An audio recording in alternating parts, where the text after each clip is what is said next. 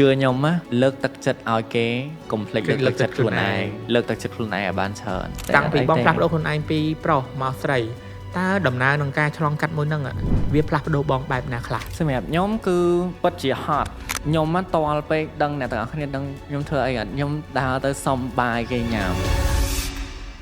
គាត់នៅបើកតូបដល់រងថ្ងៃហ្នឹងបើគាត់ឃើញវីដេអូហ្នឹងខ្ញុំចង់អរគុណគាត់មែនតើខ្ញុំលើកទឹកចិត្តឲ្យអ្នកទាំងអស់គ្នាទទួលយកអ្វីដែលពួកគាត់មានឥឡូវហ្នឹងប្រសិនបើថ្ងៃណាមួយរូបភាពនឹង remind មកបងម្ដងទៀតតើបងនឹងត្រៀមខ្លួនទទួលយកវាដោយបែបណាបងពិតជាទទួលយកអត់បានពេលដំបូងព្រោះអីបងគឺជាមនុស្សដែលស្រឡាញ់ស្អាតតែដល់ពេលឃើញខ្លួនឯងនៅក្នុងចំណុចមួយដែលសាហាវចំណុចមួយដែលអាចនិយាយថានៅលើស្លាប់ធ្លាក់ចុះក៏ស្លាប់ធ្វើជាខ្លួនឯងនៅក្នុងពិភពលោកមួយដែលចង់ផ្លាស់ប្ដូរ Every day we were told who we should be more successful, be attractive, be more popular, be more alike everything else. But what if your greatest strength in simply being yourself? In today's world, where social media often encourage compassion, staying authority can be one of the hardest and most regarding thing you do. Welcome to Mimo Show, where we have real conversations about career, business, motivation, and entertainment with inspiration people in Cambodia. Today, we will talk about confidence, authority, how being yourself can be open a door never expects. And our guests have built their journey by impressing who they are and continuing to grow through both challenge and opportunity. Every person's story is different and today's conversation is discovering in the experience and lesson learned that have shaped that journey. And everyone,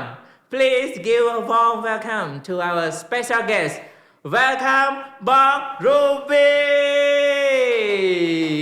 Wow. Hello,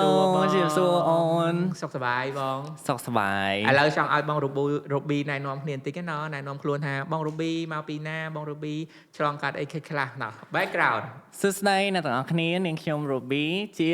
fashion model fashion creator ហើយក៏ជា stylist ជា Miss Universe Trend 2021 Wow អ្នកនរគ្នាប្រហែលជាអាចឃើញបង Ruby ច្រើនណាស់ខ្ញុំមើលពីក្រៅមកគឺមើលសឹងថាអត់ដឹងថា trend ទេណាបង so good បងបើសិនយើងអត់និយាយប្រហែលជាគេអត់ដឹងទេទៅ Your voice is turn to the women សលេងរបស់បងឯងគឺ women យកហ្នឹងហើយបងប្រហែលជា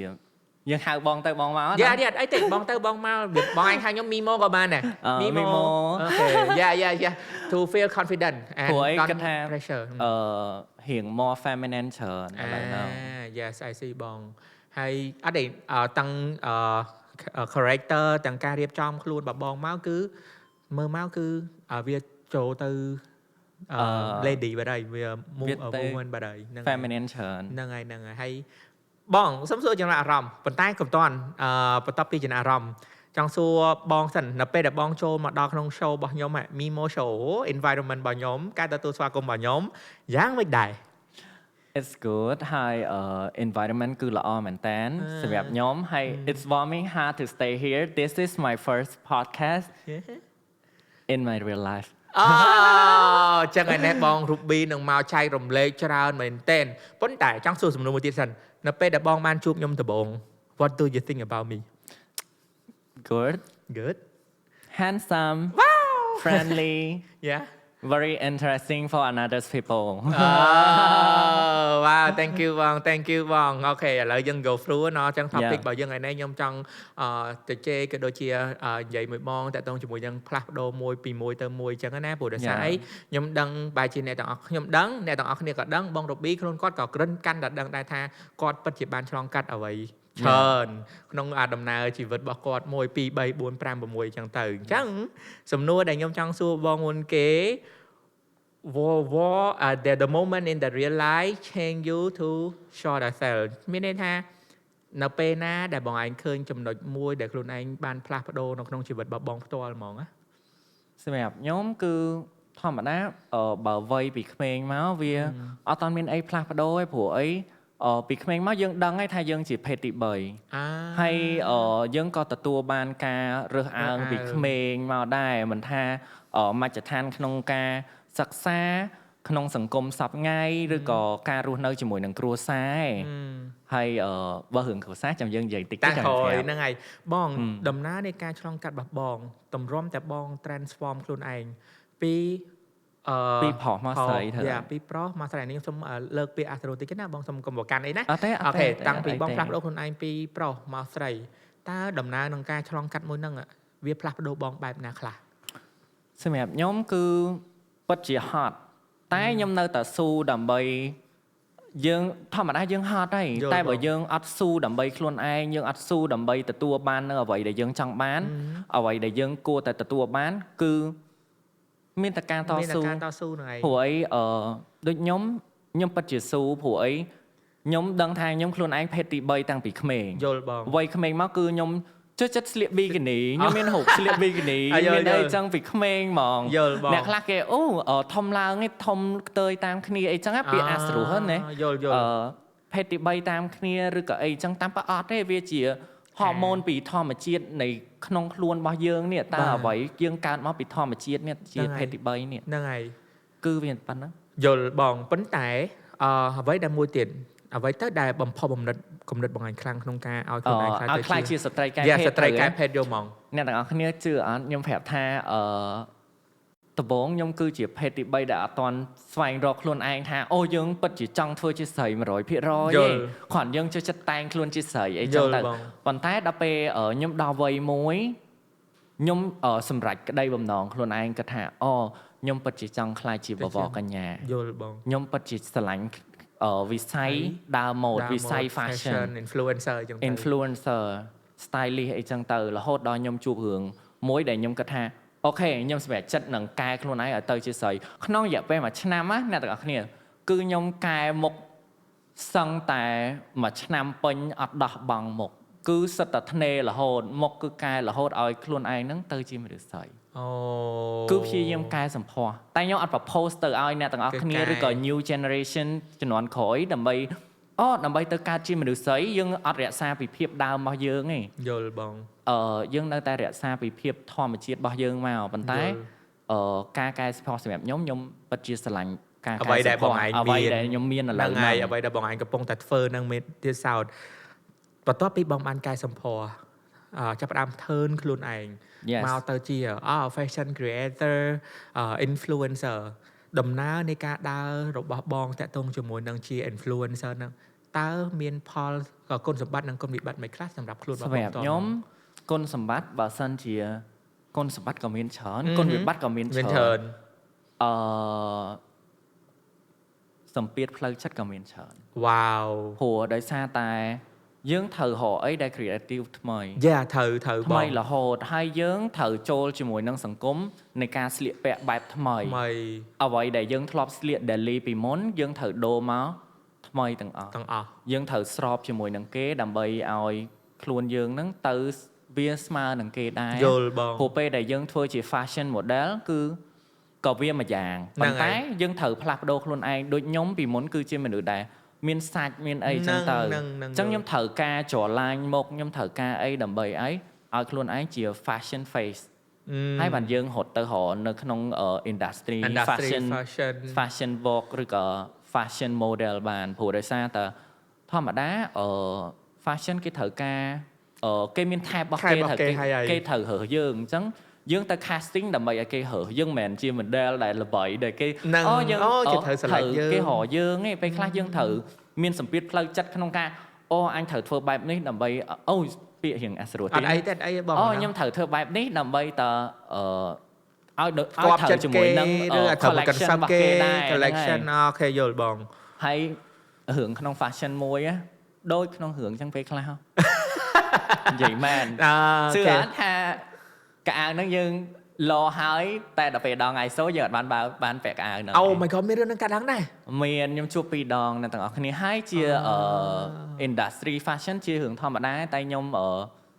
យើង keep professional ចឹងណា keep professional ទៅ casting ជាប់ហើយយើងត្រូវស្លៀកកៅអៅអីយើង fitting ហើយដល់ពេលដល់ថ្ងៃសូយើងអត់បានស្លៀកគឺទៅពាក់មួយអ្នកដតីក៏យើងអន់ចិត្តដែរព្រោះអីរឿងអស់នេះវាធម្មតាវាប៉ះពាល់អារម្មណ៍ព្រោះអីយើងខំចំណាយពេលវេលារបស់យើងទៅលកកៅអៅដល់ពេលដល់ថ្ងៃគេយកកៅអៅយើងទៅឲ្យអ្នកផ្សេងពាក់ចឹងទៅចឹងណាហើយយើងត្រូវពាក់កៅអៅរបស់អ្នកផ្សេងដែលយើងអត់ធ្លាប់បានលពីមុនមកអញ្ចឹងទៅអញ្ចឹងវាធ្វើឲ្យយើងវា fitting មើលទៅក៏ស្អាតដែរ យ៉ា ទន្ទឹមនឹងការដើរឆ្លងកាត់របស់បងទៅមួយ influencer ដើរលើ fashion បន្ទាប់ពីជួបបញ្ហានឹងហើយប៉ុន្តែខ្ញុំឃើញបងបាន transform ខ្លួនឯងមួយទៀតទៅជាបវរកញ្ញាតើនៅពេលហ្នឹងបងមានគោលគំនិតបែបណាបានផ្លាស់ប្ដូរបងខ្លាចទៅជាបវរកញ្ញាតែម្ដងសម្រាប់ខ្ញុំបវរកញ្ញាពាក្យបវរកញ្ញាមួយគឺមនុស្សពោពេញដោយចំណេះដឹងភាពស្រស់ស្អាតមែនអត់ស្អាតយ៉ាតែខ្ញុំអូខេខ្ញុំមិនមែនជាមនុស្សដែលស្រស់ស្អាត 100% ពីធម្មជាតិប៉ុន្តែចំណេះដឹងខ្ញុំក៏មិនច្រើនរហូតដល់ថ្នាក់ធ្វើឲ្យមនុស្សជុំវិញខ្លួនខ្ញុំគោរពខ្ញុំបានដល់ថាអូគាត់ពិតជានេះទេប៉ុន្តែខ្ញុំធ្លាប់ឮក្មេងៗប្រាប់ថាអ្វីដែលខ្ញុំចង់និយាយគឺបវរកញ្ញាគឺពិតជា hot pressure ហើយយើងត្រូវហៅអ្វីដែលថ្មីដូចគ្នាសម្រាប់ឲ្យព្រោះអីយើងមាន fan យើងតែចាប់ផ្ដើមថាយើងចាប់ផ្ដើមពីដំបូងមកយើងអត់មាន fan ទេតែដល់ពេលយើងចូល industry បវរកញ្ញាគឺយើងមាន fan យល់បងហើយពេលដែលយើងមាន fan ហើយក៏យើងមាន hater ដែរណាតែហ្នឹងជាទូទៅឯនេះជាទូទៅឯងបងសម្រាប់ខ្ញុំឥឡូវនេះខ្ញុំធ្វើសូទៅអត់ដឹងថាមានមនុស្សប៉ុន្មានអ្នកនឹង support ទេហើយមានមនុស្សប៉ុន្មានអ្នកនឹងស្អប់ទេហើយមិនដឹងថាអានេះគាត់ទៀតប៉ុណ្ណាវានឹងកាត់អីទៀតទេខ្ញុំទទួលយកទាំងអស់ no whatever happen to me អាចទទួលយកអាចត្រៀមចិត្តរួចរាល់សម្រាប់បងវិញមិនដែរសម្រាប់ខ្ញុំទទួលយកថាអូពេលហ្នឹងគេ bully ខ្ញុំរឿងដើរអីចង់ខ្ញុំអត់ខ្ញុំ training ខ្លួនឯងរហូតតែដល់ពេល training ចុះ training ឡើងខ្ញុំវាជាប់ជាមួយនឹង fashion industry សិនយល់បងព្រោះដោយសារការប្រកួតរបស់ខ្ញុំហ្នឹងគឺពជាពេល2ឆ្នាំដោយសារ COVID អញ្ចឹងខ្ញុំត្រូវចាប់ fashion industry មុនយល់បងប៉ុន្តែខ្ញុំដើរ fashion industry ជាភេទទី3ដែលដើរបានច្រើន collection ច្រើនបោះភ្នំពេញ designer week អីចឹងណាជា collection ដល់ស្រុកខ្មែរអីចឹងទៅប៉ុន្តែគាត់ជា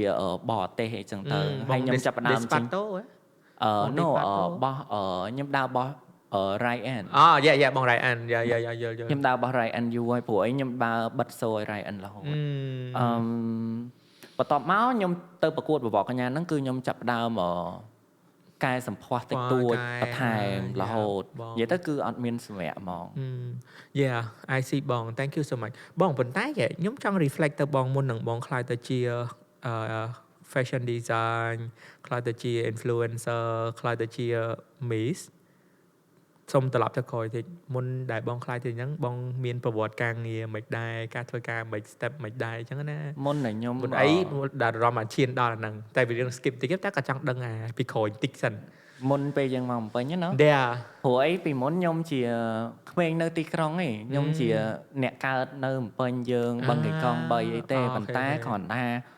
ម៉ាក់ប៉ាខ្ញុំគាត់ត្រូវ move ទៅនៅរតនគិរីហើយខ្ញុំពិតជាលាក់ប្រវត្តិខ្លួនឯងបានច្រើនមែនតើអត់មានអ្នកគេដឹងទេអត់មានអ្នកណាគេដឹងឡើយសុំដឹងប្រវត្តិមួយថ្ងៃតិចទេណាប្រវត្តិរបស់ខ្ញុំគឺជាកូនសិស្សសាលាបឋមនៅរតនគិរីអីចឹងទៅហើយបន្ទាប់មកក៏ខ្ញុំរៀនវិទ្យាល័យខ្ញុំចាប់ផ្ដើមបាក់ទឹកចិត្តច្រើនរឿងមែនតើព្រោះដោយសារតគ្រួសារខ្ញុំពិតជាមានការបែកបាក់អីចឹងទៅប៉ុន្តែមិនជ្រះស្រឡះអីលើរឿងអស់ហ្នឹងមានថាគាត់បែកបាក់គាត់លែងលះគ្នាហើយប៉ុន្តែដូចអត់លែងលះគ្នាប៉ុន្តែគាត់បែកបាក់គ្នាបែបធម្មតាហើយម៉ាក់គាត់ចាប់ផ្ដើមម៉ាក់គាត់មានជំងឺបាក់ទឹកចិត្តស្រាប់ផងហើយខ្ញុំជាមនុស្សម្នាក់ដែលស្រឡាញ់ម៉ាក់ខ្ញុំនៅខាងម៉ាក់តាំងពីដើមអីចឹងទៅហើយ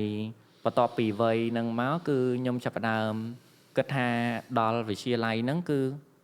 ខ្ញុំធ្លាប់សាកធ្វើការច្រើនណាទាំងដែលម៉ាក់ខ្ញុំជាអ្នកធូធាតែខ្ញុំធ្លាប់ទៅកាច់ពោតឲ្យគេនៅចការពោតគេមកធុងបាន 20000 ណា Oh my god អ្នកខ្លះអត់ដឹងឯនេះជីវិតបងរបៀបអត់ដឹងថាដល់ តាមពិត អូយសូអញសូប៉ិនលេអាណាជឿឥឡូវសុំជូនីនឹងតិចមកជីវិតពីបងឯងចាប់ដើមកាច់ពោតពី 20000 រៀលចឹងណាជីវិតការងារនឹងមកតិចមករហូតមកដល់សប្តាហ៍ថ្ងៃដែលយើងនិយាយមួយគ្នាមុនហ្នឹងហើយពេលដែលវ័យហ្នឹងវ័យរៀនថ្នាក់ទី6ទី7ហើយយល់បងអត់ដឹងធ្វើអីតនេនៅផ្ទះហើយម៉ាក់អត់ឲ្យធ្វើអីទេតាមពិតកូនអ្នកធូធាប៉ុន្តែឃើញមិត្តភ័ក្តិទៅកាច់ពោតបានលុយចង់បានលុយហ្នឹងយកមកទិញនំញ៉ាំខូចអត់ហើយដល់ពេលអញ្ចឹងទៅក៏ទៅកាច់ពោតជាមួយគេបានលុយមកផ្ទះវិញម៉ាក់វាយទៀតណាអត់ចូលរៀនអត់ទេថ្ងៃសម្រាប់សៅរ៍អាទិត្យអញ្ចឹងតើម៉ាក់វាយឈប់ទៅកាច់ពោតហ្នឹងចាប់ដើមខំផឹងរៀនវិញផឹងរៀនរហូតដល់វិទ្យាល័យ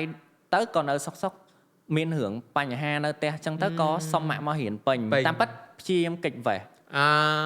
កិច្ចវេះពីអ្វីដែលយើងត្រូវជួបបញ្ហាយើងឲ្យហ៊ានប្រឈមមួយបញ្ហាព្រោះអីខ្ញុំទទួលយកអត់បានអីដែលប៉ាគាត់ធ្វើអីចឹងទៅហើយខ្ញុំអ្នកស្រឡាញ់ម៉ាក់ដែរអញ្ចឹងខ្ញុំសុំចាញ់មកមុនសុំបែកផ្ទះមុនគេតែពេលបងមកនៅពេញនៅម្នាក់គេខ្ញុំមកនៅម្នាក់ឯង Oh my god Yes ហើយវាបងអ្នកពេញតែពេលខ្ញុំ I think like you មានបងមានបងប្អូនតែអត់នៅមួយគេចា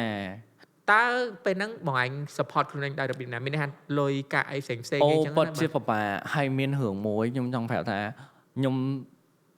បបាមែនតានហ្មងពេលរៀនណាព្រោះអីខ្ញុំក៏មិនមែនជាមនុស្សពូកែរៀនសូត្រពូកែអក្សរអីដែរប៉ុន្តែពេលមកហ្នឹងយើងត្រូវរកការងារធ្វើត្រូវអត់យល់អញ្ចឹងវ័យយើងទៅតែ16ឆ្នាំអញ្ចឹងគេអត់យើងអត់មាន experience នៅក្នុងការធ្វើការហ្មងគឺ0ហ្មងហើយអញ្ចឹងគឺខ្ញុំចាំម៉ាក់គាត់ support ពីលុយគាត់មកជាអាទិត្យអូខេមួយអាទិត្យចាយហ្មងមួយអាទិត្យចាយហ្មងអញ្ចឹងណាដល់ពេលទៅមានថ្ងៃមួយខ្ញុំចាយលុយនឹងអស់មុនថ្ងៃអញ្ចឹងបាយក៏អត់មានញ៉ាំទឹកមានផឹកតែអត់មានបាយញ៉ាំ Oh my god ហើយផ្ទះនៅតែម្នាក់ឯងនៅកតុបជួលហើយខ្ញុំមិនតល់ពេកដឹងអ្នកទាំងអស់គ្នាដឹងទៅធ្វើអីអត់ខ្ញុំធ្វើអីអត់ខ្ញុំដើរទៅសុំបាយគេញ៉ាំ So sad អត់ no រីវាអត់ពិបាកអត់វាសុំបាយគេញ៉ាំហ្នឹងទៅរៀនហើយចេញពីរៀនមកវិញម៉ោង 9 យប់ហ្នឹងគឺមានតូបមួយគាត់នៅបើកតូបដល់រាល់ថ្ងៃហ្នឹងបើគាត់ឃើញវីដេអូហ្នឹងខ្ញុំចង់អរគុណគាត់មែនតើគាត់និយាយខ្ញុំប្រាប់គាត់ថាអញ្ចេះខ្ញុំដើរទៅថាអេខ្ញុំអស់លុយហើយម៉ាក់អត់តន់ផ្ញើមកឲ្យដល់ហើយម៉ាក់គាត់តថ្ងៃច័ន្ទមិនផ្ញើមកហើយថ្ងៃនោះថ្ងៃតបតសៅណាអញ្ចឹងនៅសល់អាទិត្យមួយថ្ងៃទៀត Oh my god ហើយយើងអត់បាយញ៉ាំខ្ញុំអត់ដឹងថាម៉េចហើយផ្ទះតូបគាត់ហ្នឹងគឺកែងសាលាសាមគ្គីតូបមួយនៅទល់មុខក្រាស់សាំងហ្នឹងណាខ្ញុំប្រាប់គាត់ថាអេខ្ញុំអត់មានបាយញ៉ាំឥឡូវហ្នឹងខ្ញុំសុំចាពាក់លុយញ៉ាំបាយនៅហ្នឹងសិនហើយស្អែកពេលផឹកមកផឹកទៀតបានអត់តើឡើងស្អែកថ្ងៃច័ន្ទមិនខ្ញុំមានលុយឲ្យវិញគាត់ឲ្យខ្ញុំយកអីទៅញ៉ាំអីដែលខ្ញុំចង់ញ៉ាំហ្នឹងគាត់ឲ្យយកហើយខ្ញុំថាអត់ខ្លាចខ្ញុំអត់យកលុយមកឲ្យគាត់ថាអត់ទេដឹងថាក្មួយដឹងតែយកមកវិញខ្ញុំពេលហ្នឹងខ្ញុំមានអារម្មណ៍ថាហើយជីវិតខ្ញុំត្រូវជួបបែបហ្នឹងរឿងបែបហ្នឹងដែរយល់ខ្ញុំអត់នឹកស្មានថារឿងខ្ញុំត្រូវជួបវាមានរឿងច្រើនបែបហ្នឹងហើយខ្ញុំចាប់ផ្ដើមសម្រេចចិត្តចូលធ្វើការអូខេឥឡូវដល់ការងារហើយប៉ុន្តែក៏ចង់ conclude កន្លែងនេះមួយខ្ញុំអត់ដឹងទេខ្ញុំក៏ឆ្លងកាត់ធ្លុះដោយបងឯងដែរធ្លាប់ទៅសុំបាយគេញ៉ាំអីចឹងណាហើយសុំផ្ទះគេនៅដូចគ្នាត្រមកដល់រងថ្ងៃហ្នឹងគឺអត់ងាយទេត្រមកដល់ចេញជា podcast ជា show ខ្លួនឯងហ្នឹងក៏ងាយដែរប៉ុន្តែខ្ញុំពិតជា really proud តាក់ទងជាមួយនឹង environment ដែលខ្ញុំបានជួបមានន័យថាប្រជាជនកម្ពុជារបស់យើងគឺភាគច្រើនចិត្តល្អហើយស្វាគមន៍ញញឹមរួសរាយរាក់ទាក់ជានិច្ច Yes អញ្ចឹងគឺអីដែលខ្ញុំបានឆ្លងកាត់ហើយខ្ញុំដូចថ្ងៃដូចគ្នាហ្នឹងហើយខ្ញុំពិតជានិយាយមែនតើណាថាប្រជាជនខ្មែរយើងគឺសម្បូរដោយក្តីអាណិតទៅលើមនុស្សហើយចេះជួយគ្នាទៅវិញទៅមកអញ្ចឹងមិនវា inspiration ដល់ខ្ញុំថាបើយើងមាន10យើងចែក2ទៅឲ្យគេក៏អត់អីដែរមែនទេទោះយើងចែក5ទៅ5ទៅឲ្យគេក៏អត់អីដែរអញ្ចឹងខ្ញុំមានអារម្មណ៍ថាការគាត់ជាមនុស្សចាស់ម្នាក់ដែលធ្វើឲ្យខ្ញុំចងចាំថា ការចែករំលែកតិចតួចហ្នឹងវាគឺជាក្តីសុខផ្លូវចិត្តនៅថ្ងៃក្រោយរបស់អ្នកទាំងអស់គ្នាឬក៏ខ្ញុំដូចគ្នាហើយយើងនឹងចងចាំអំពើល្អរបស់គេធ្វើមកកាន់យើងអញ្ចឹងណាដូចខ្ញុំចងចាំហ្នឹងអញ្ចឹងខ្ញុំចាំហ្មងចាំទុកក្នុងចិត្តបងអញដឹងអត់ថាមូលហេតុអីបាទខ្ញុំបញ្ចេញជា Memo Show ហ្នឹង This is the key point that I'm take to sharing in my Memo Show and okay flow back to ទៅប្រវត្តិការងារមុនហ្នឹងបងចូលទៅដល់ប្រវត្តិការងារហើយអញ្ចឹងការងារដំបូងដែលបងចាប់ផ្ដើមមុនគេគឺជាការងារអ្វីការងារដំបូងដែលខ្ញុំចាប់ផ្ដើមមុនគេមែនអត់ការងារដំបូងដែលខ្ញុំចាប់ផ្ដើមមុនគេហ្នឹងគឺតែប៉ះអត់តនេះដំបូងខ្ញុំដាក់ CV នៅម៉ាតមួយតែគេអត់យកខ្ញុំធ្វើការតែគេថាយើងអត់មាន experience ហើយអង់គ្លេសគេថាល្អយើងនិយាយអង់គ្លេសបានណាប្រកែតែអត្តសញ្ញាណប័ណ្ណខ្ញុំអត់តគ្រប់អាយុវានៅស្ទើអាយុ18 under 18 under 18អញ្ចឹងគេអត់យកអញ្ចឹងខ្ញុំក៏សម្រេចចិត្តថាឲ្យបងស្គាល់គ្នាគាត់សុំហាងកាហ្វេគេធ្វើការហាងកាហ្វេអ្នកទាំងអស់គ្នាទៅធ្វើការម៉ោង6 ផឹកចេញម៉ោង5ល្ងាចហើយ5ល្ងាចហ្នឹងខ្ញុំ training ថ្ងៃដំបូងគឺថ្ងៃខួបកំណើតរបស់ខ្ញុំ and then who celebrate you ខ្ញុំចាំបានថាអត់មានណាគេដឹងទេនៅហ្នឹងហើយវាចំថ្ងៃអុំទូកអូខេបងអុំទូកអញ្ចឹងវា3ថ្ងៃអញ្ចឹងគេប្រាប់ថាឥឡូវហ្នឹងគេមានស្តង់លក់ភីហ្សាហើយនឹងការ៉េមនៅហ្នឹងអញ្ចឹងខ្ញុំត្រូវទៅ training នៅហ្នឹង3ថ្ងៃអញ្ចឹងគឺខ្ញុំខើងើបពីព្រលឹមម៉ោង5ទៅ training រហូតដល់ម៉ោង2 10យប់ខ្ញុំត្រូវរៀបម៉ាស៊ីនចាប់មកវិញអញ្ចឹង3ថ្ងៃហ្នឹងជាប់ខ្ញុំចូលធ្វើការហើយខ្ញុំអានចូលធ្វើការណាអ្នកដែល celebrate ខ្ញុំថ្ងៃអុំទូកហ្នឹងគឺមានប្អូនខ្ញុំវ៉ាន់ប៊ីតូចបងវ៉ាន់ប៊ីហ្នឹងហើយវ៉ាន់ប៊ីតូចគាត់ប្អូនរបៀប friend of friend របៀបមិត្តភ័ក្តិរាប់អានគ្នាប្អូនអីចឹងទៅគាត់ទៅ celebrate ខ្ញុំដល់ហ្នឹង Happy birthday បង surprise មែនតើអ្នកទាំងអស់គ្នាព្រោះអីខួបកំណើតខ្ញុំរាល់ឆ្នាំគឺមានបងស្រីម្នាក់គាត់ធ្វើឲ្យរាល់ឆ្នាំដល់ពេលហើយឆ្នាំហ្នឹងគឺខ្ញុំរៀងធ្វើការរហូតអញ្ចឹងយកអត់មានពេលរ៉េះទេហើយគាត់ក៏អត់មានពេលរវល់គាត់ត្រូវទៅសុខក្រៅអីចឹងទៅក៏អត់បានធ្វើខួបឲ្យអញ្ចឹងក៏វ៉ាន់ប៊ីមក celebrate ជុំគ្នាអូខេស្គាល់បងវ៉ាន់ប៊ីដូចគ្នាខ្ញុំស្គាល់បងវ៉ាន់ប៊ីណាគេមិនស្គាល់នេះខ្ញុំធ្លាប់រៀនសាមគ្គីជុំគ្នាមួយវ៉ាន់ប៊ីមុខស្តៀងគ្នាបង in one more thing your junior ទាំងអស់ទាំងធ្វើការតាំងពីហាងកាហ្វេរហូត develop ខ្លួនមកដល់បច្ចុប្បន្នហ្នឹងតើអ្វីទៅជា lesson learn សម្រាប់បងឯងមេរៀនសម្រាប់បងមែនការងារហាងកាហ្វេហ្នឹងគឺជាការងារដំបូងអញ្ចឹងវាជាអ្វីវាមិនមែនជាការងារដំបូងរបស់បងទេព្រោះអីបងធ្លាប់ធ្វើ receptionist នៅផ្ទះសំណាក់របស់ម៉ាក់បងស្រាប់ម៉ាក់បងបើកសន្តាគារអីចឹងទេបងចេះគ្រប់សពអស់ហើយប៉ុន្តែគ្រាន់ថាយើងអត់មាន experience នៅក្នុងធ្វើការជាមួយនឹងក្រុមហ៊ុនផ្សេងវាពាក់ព័ន្ធតែជាមួយនឹងក្នុងគ្រួសារបែបលក្ខណៈគ្រួសារអញ្ចឹងវាអត់រាប់ថាជា experience ទេហើយស្រាប់បងគឺអ្វីដែលវាជាការរៀនសូត្រនៅក្នុងជីវិតរបស់យើងគឺការខំប្រឹងព្រោះដោយសារតការខំប្រឹងគឺវាផ្ដល់ឲ្យនៅផលល្អមកជីវិតរបស់យើងព្រោះវិជ្ជមានមកដល់ជីវិតរបស់យើងដូចជាបងមិនមែនធ្វើការតែហាងកាហ្វេបន្ទាប់ពីបងចេញពីហាងកាហ្វេមកបងត្រូវធ្វើការហាងក្រែមនៅកុងតឺន័រម្ដងទៀតអញ្ចឹងបងធ្វើការហាងកាហ្វេហាងក្រែមហាងចុងក្រោយគឺផាប់រត់តុកម៉ោង12អូឆ្ងល់ទេថាធ្វើការច្រើនទៅអត់ឆ្ងល់ខ្ញុំឆ្ងល់ចង់ថាចេះការងាររបៀបថាគ្រូសាធូទីគ្រូសាអាយុបានហេតុផលអីបានបងចូលធ្វើការនៅក្នុងផាប់សម្រាប់បងពេលដែលបងចូលធ្វើការហ្នឹងគឺគ្រូសាចាប់ដើមខ្សែធនហើយអញ្ចឹងគ្រូសាបងគឺ nothing everything ហ្មងអញ្ចឹងបានបងអត់ដែល show ថាឈ្មោះខ្លួនឯងនៅក្នុង social media ថាម្នាក់នេះឈ្មោះអីគេម្នាក់នេះឈ្មោះអីគេក្រៅពីបងបាញ់ ABA ទៅគេអត់ដឹងថាបងឈ្មោះអីគេនេះអត់ដឹងមែនខ្ញុំអត់ដឹងស្គាល់ឈ្មោះបង Ruby សុំដឹងឈ្មោះបង Ruby ប៉ិតឈ្មោះអីគេដែរបងសុំលាក់សិនណានេះអូខេយើងអ្នកទាំងអស់គ្នាខ្ញុំឈ្មោះនាងតារាវរៈចិត្រាឈ្មោះរៀងវែងតិចណាអូមានតទៀតអត់នាងតារាវរៈចិត្រាវ៉ាវឈ្មោះវែងឈ្មោះរៀងវែងតែរហងៃហ្នឹងគឺខ្ញុំប្រើតែបង Ruby Bobby អញ្ចឹងទៅ Ruby Bobby so good so cute ឈ្មោះហ្នឹងខ្ជូតខ្ញុំស្រឡាញ់យូរហើយគិតថាយើងជាស្រីដាក់ឈ្មោះហ្នឹងមើលមិនដែរ Ruby Bobby បានផ្លាស់ប្ដូរបងឯងបែបណាខ្លះ Robbie Bobby ហ្នឹងឯងគឺជាអ្វីដែលផ្លាស់ប្ដូរបងមុនគេឲ្យខ្លាចជា trend woman ពេលដែលខ្លួនឯងចាប់ដើមជា Robbie Bobby ហ្នឹងគឺជាពេលដែលខ្លួនឯងចាប់ដើមផ្លាស់ប្ដូរខ្លួនឯងជាស្ត្រីកែភេទ យ៉ាយល់ ហើយបងគិតថាបើបងប្រាប់ថាលើកដំបូងនៅក្នុងការងារដែលក្នុង Robbie ដែលជាការងារដំបូងគឺបងបានធ្វើការជាមួយនឹងម្ចាស់ផលិតផលម្នាក់គាត់ផ្ដល់ឱកាសក្នុងការដើរម៉ូដជាមួយផលិតផលរបស់គាត់ហើយក្នុងតម្លៃថ្លៃហើយពិតជាសប្បាយចិត្តព្រោះបានដើរជាមួយនឹងតួល្បីអីចឹងណាយើងអូយើងឡយនេះបានដើរជាមួយនឹងតួធំមកផាត់មុខមានជាងផាត់មុខតខ្លួនមួយម្នាក់ឯងពេលខ្លះយើងសប្បាយចិត្តណាមួយយ៉ាង so good បានទាំងលុយបានទាំង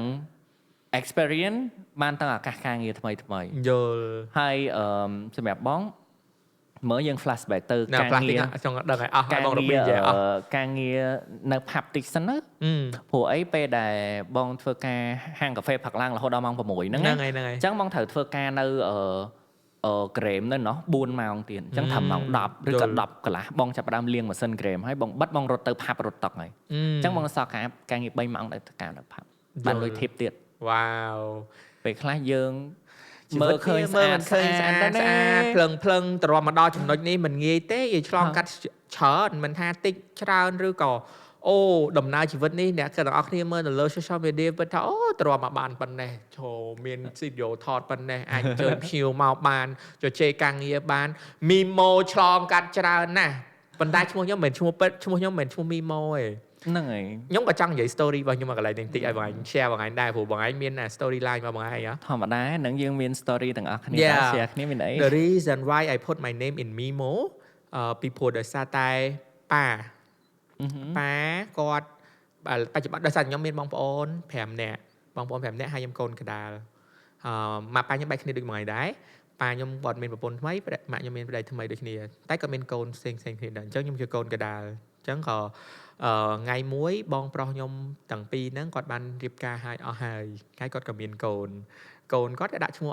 ចុងក្រោយបងខ្ញុំទី2ហ្នឹងដាក់ឈ្មោះស៊ូស៊ីអញ្ចឹងទៅគាត់ក៏ inspire មកខ្ញុំគាត់ inspire មកដល់អូចុះគេងខ្ញុំឈ្មោះពិតឈ្មោះវ៉ាន់គេងណាចុះគេងចុះវាឈ្មោះកូនវាឈ្មោះអីហៅអាមីម៉ូហ្មងហើយវាអញ្ចឹងណាតែខ្ញុំក៏ប្រាប់គាត់ថាខ្ញុំមើលខ្លួនឯងអត់តាន់ឃើញថាខ្ញុំមិនដឹងតពូប៉ាខ្ញុំឥឡូវចាស់ហើយប៉ាខ្ញុំ70ឆ្នាំឡើយអញ្ចឹងខ្ញុំថាខ្ញុំមើលខ្លួនឯងដឹងហើយប៉ុន្តែបើសិនជាប៉ាចង់ហៅឈ្មោះចៅហៅឈ្មោះខ្ញុំយកហ្មងទៅមីម៉ូហើយខ្ញុំនឹងធ្វើឈ្មោះមីម៉ូនេះ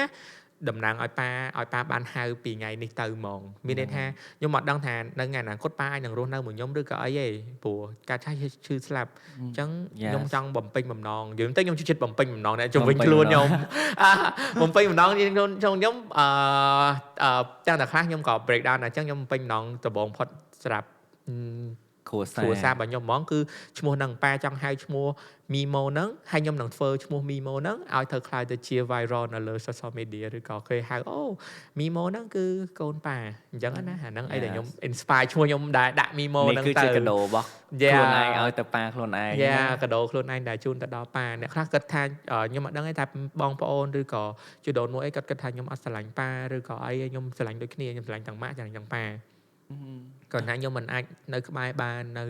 ចិត្តគាត់បានដោយហេតុផល 1 2 3 4 5ហ្នឹងហើយអញ្ចឹងតែសត្វតែឥឡូវនេះខ្ញុំមានសមត្ថភាពខ្លួនឯងខ្ញុំអាចរកលុយចាយខ្លួនឯងខ្ញុំអាច inspire មនុស្សខ្ញុំអាចបង្កើតអីដែលជាខ្លួនឯងអញ្ចឹងបានខ្ញុំមកអញ្ចឹង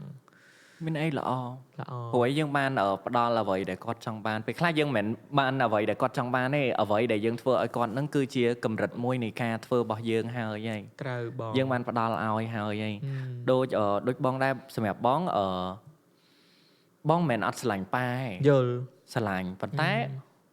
ពាក្យដែលស្រឡាញ់វាពិបាកនឹងនិយាយទៅកាន់គាត់ហើយបើម៉ាក់គាត់គឺជា first lady សម្រាប់បងហើយ first woman សម្រាប់ខ្លួនឯងគាត់ជាមនុស្សដែល inspiration បងហ្មងព្រោះអីម៉ាក់បងគឺជាបវរកញ្ញាឆ្នាំ1900ជាងអាយ៉ាអូរឿងថ្មីទៀតនេះអាយ៉ាម៉ាក់បងគាត់ជាបវរកញ្ញាខណ្ឌចំការមនមុនគាត់រៀបការអញ្ចឹងណាយល់បងយល់អញ្ចឹងគាត់សល់រូបខ្លះទុកឲ្យកូនមើលហ្នឹងហើយអញ្ចឹងទៅក៏កើតមកយើងរស់នៅបែប គ្រួសារនៅសង្គមសិល្បៈស្រាប់មានបងស្រីជាអ្នករាំនៅតាមប៉ុស្តិ៍ TV ពីមុនអីចឹងទៅហើយខ្លួនឯងក៏ចូលចិត្តចឹងចូលចិត្តភ្លេងចូលចិត្តរាំចូលចិត្តសប្បាយអូខេអត់ចេះច្រៀងទេណាចេះច្រៀងតែបាត់ផោះអូខេឥឡូវយើងអត់តែចេញគ្នាច្រើនជាមួយនឹងបង Ruby ប៉ុន្តែគាត់ថាចង់ដឹងបន្ថែមតិចទៀតនៅពីក្រោយដែលបងបានដើរឆ្លងកាត់ទាំង career ទាំងអីដែលបងបានចែកម្លែកហ្នឹងអ្វីទៅដែលវាធ្វើឲ្យបងមានអារម្មណ៍ថា pressure វាកាត់ឡើងពីការងារដំបូងបន្ទាប់ពីប្រកួតបោកកញ្ញាហើយឬក៏មុនបោកកញ្ញាបន្តិចព្រោះដោយសារតវិបត្តិ COVID យើងប្រកាសជាត្រូវការលុយតែបងពិតជានៅធ្វើការនៅក្នុង office ដដែលបងធ្វើការទាំងoffice គេផ្លាស់ប្ដូរមកធ្វើនៅផ្ទះធ្វើនៅក្នុង condo អីចឹងទៅបងនៅធ្វើការមេក៏ប្រាប់ថាគេឈប់អស់ហើយព្រោះអីនៅក្រុម condo មានមនុស្សស្លាប់អីចឹងណាដល់ពេលចឹងទៅអ្នកណាស្ម័គ្រចិត្តមកធ្វើការនៅ office ចឹងទៅចឹងធ្វើការ16ម៉ោងបង16ម៉ោងពេលខ្លះ18ម៉ោងហើយយើងនៅធ្វើមើលការងារច្រើនព្រោះអ្នកវេនយប់គេអត់មកធ្វើទេចឹងបងធ្វើសឹងទាំងអស់ហើយអ្នកនៅជំនាន់ហ្នឹងគេធ្វើទាំងអស់គ្នាតែប្រាក់ខែបានច្រើនបើយើងអត់ធ្វើអាហ្នឹងយើងຕົកអ្នកផ្ទះយើងຕົកអ្នកហ្នឹងហើយមានរឿងខូចចិត្តដែរព្រោះដោយសារតCOVID យើងចេញទៅណាអត់បានហើយយើងការងារវានៅច្រើនយើង stress យើងនៅតែលើជាន់ទី20ហើយយើងនៅតែមើលមេឃរាល់ថ្ងៃវាអត់មានអីតែមានម្ហូបញ៉ាំមានបាយញ៉ាំមានកន្លែងគេងស្អាតមានអ្នកសម្អាតអញ្ចឹងយើងអត់ហត់អីទេគ្រាន់ថាបើសិនជារាប់ជាមួយនឹងការងារពីមុនដែលយើងធ្លាប់ទៅធ្វើនៅផាប់នៅអីហត់ណាស់ហត់តុកហត់មែនតើអ្នកខ្លះគេថាអូហត់តុកអត់ហត់ធ្វើការនៅកន្លែងហាងក្រែមនេះក៏ហត់ដែរព្រោះឲ្យលាងម៉ាស៊ីនហត់ណាស់កម្លាំងមនុស្សផុសហ្មងយល់យើងត្រូវចាក់ទឹកលាងវាឲ្យស្អាតបើលាងអត់ស្អាតផ្អួរស្អែកឡើងម៉ាស៊ីនហ្នឹងបើកប្រើអត់កើតយល់បងយើងត្រូវផ្គុំម៉ាស៊ីនឡើងវិញហូជីវិតមួយនេះបើសិនជាគេឲ្យរើសថាកើតជាកូនអ្នកមានហ្មងសុំកើតជាកូនអ្នកមានណាហត់ណាស់ចាប់រាប់ហើយប៉ុន្តែអានេះក៏ចង់ flow ទៅបងឯងដែរពួកបងប្រាប់ថាអូខេជីវិតអាចនឹងខ្លាចជាកូនអ្នកមានប៉ុន្តែពេលអ្នកខ្លះគាត់មានប៉ុន្តែគាត់មានក្តីសុខទេគាត់អត់មានក្តីសុខប៉ះអីចឹងទៅសម្រាប់បងគិតថាកើតជាអីក៏បានដែរឲ្យតែកើតមកជាខ្លួនឯងឥឡូវហ្នឹងព្រោះអីមានតែខ្លួនឯងហ្នឹងចុងក្រោយព្រោះបងស្គាល់ខ្លួនឯងថាខ្លួនឯងជាស្ត្រីកែភេទហ្នឹងនៅឆ្នាំ2021 22ត្រូវហ្នឹងហើយអញ្ចឹងបងបានផ្លាស់ប្ដូរខ្លួនឯងនៅមុនការប្រកួត10ថ្ងៃបងត្រូវការទៅវះដើមទ្រូងមុនការប្រកួត final 10ថ្ងៃអញ្ចឹងកំឡុងពេលហ្នឹងគឺយើងនៅយើងត្រូវថ្នាំសណ្ដំផងការព្យាបាលផងវាយើងនៅកាយសម្បទាយើងអត់តាន់ 100% រឹងមាំទេប៉ុន្តែបងនៅចេញធ្វើការធម្មតាបងនៅចេញថតបងចេញ fashion week នៅចេញធ្វើវីដេអូបងនៅធ្វើការងារជា assistant ជាងផាត់មុខទៀតអញ្ចឹងវាជារឿងមួយដែលច្រើនហើយវ័យហ្នឹងក៏ពងវ័យមានស្នេហាទៀត100រឿងក្នុងខ្លួន100រឿងតាពេលខ្លះយើងគិតថាdepression pressure វាអត់កើតឡើងមកពីអីទេវាកើតឡើងមកពីខ្លួនឯងយើងឯងដែលអ្នកអត់តម្លាក់ចុះត្រូវតែឥឡូវហ្នឹងបងទទួលយកការពិតនៅឥឡូវហ្នឹងទទួលយកការពិតគ្រប់យ៉ាងគឺមានតែយើងនឹងឯងគឺបងអានេះគេថាអ្វីដែរខ្ញុំចង់ឲ្យបងចែកម្លែកតែឥឡូវបងសុំចែកម្លែកនឹងបវរកញ្ញាបងមួយសិនណាបើសិនជាបងមានឱកាសបងនឹងចូលប្រកួតអីមួយទៀតនៅក្នុងនាពេលអនាគតអីចឹងទៅយើងថាយើងមានអីចង់ប្រកួតយើងនឹងប្រកួតព្រោះអីបងមួយថ្ងៃមុននេះបងជួបប្អូនម្នាក់គាត់បាននិយាយថាបងខ្ញុំចង់ឃើញបងឯងកាលពីមុនណាព្រោះអីបងគឺជាមនុស្សម្នាក់ដែលខ្ញុំស្គាល់នៅយូរហើយព្រោះខ្ញុំសិស្សសាលាជ្រោយច្វាអីចឹងទៅខ្ញុំពិតជាស្គាល់បងឯងជាមនុស្សម្នាក់ដែល inspiration of trend woman បន្តឲ្យខ្លួនឲ្យស្គាល់ខ្លួនឯងហើយឲ្យដឹងថាខ្លួនឯងស្អាតនៅចំណុចណាហើយបងឯងគឺជា idol របស់ខ្ញុំស្រឡាញ់បងឯងខ្ញុំចង់ធ្វើជាបងឯងនៅពេលហ្នឹងណាព្រោះអីខ្ញុំឃើញបងឯងនៅពេលហ្នឹងគឺលយមែនតើហើយខ្ញុំស្ដាប់វាហ្នឹងហើយខ្ញុំគិតថាខ្ញុំត្រូវតែ take care ខ្លួនឯងមកវិញហើយព្រោះអីពីមុនគេថាខ្ញុំស្អាតឥឡូវខ្ញុំអត់ស្អាតតែឬក៏មិនខ្ញុំអត់ដឹងទេប៉ុន្តែខ្ញុំគ្រាន់ដឹងថា កូននឹងគាត់បាននិយាយធ្វើឲ្យខ្ញុំដាស់អារម្មណ៍ខ្ញុំថាខ្ញុំនឹងមានកម្លាំងចិត្តនៅថាក្នុងការធ្វើអីមួយបន្តទៀតខ្ញុំពិតជាសប្បាយចិត្តហើយខ្ញុំពិតជាអរគុណគាត់គឺជាក្មេងម្នាក់ដែលគួរឲ្យស្រឡាញ់ហ្មងមិននិយាយទល់មុខខ្ញុំអញ្ចឹងណាថាអូខ្ញុំស្រឡាញ់ម៉ែឯងពេលហ្នឹងគឺជាមនុស្សម្នាក់ដែលធ្វើឲ្យខ្ញុំនៅក្នុងថ្ងៃហ្នឹងខ្ញុំស្គាល់ខ្លួនឯងជាភេទទី3ដូចគ្នា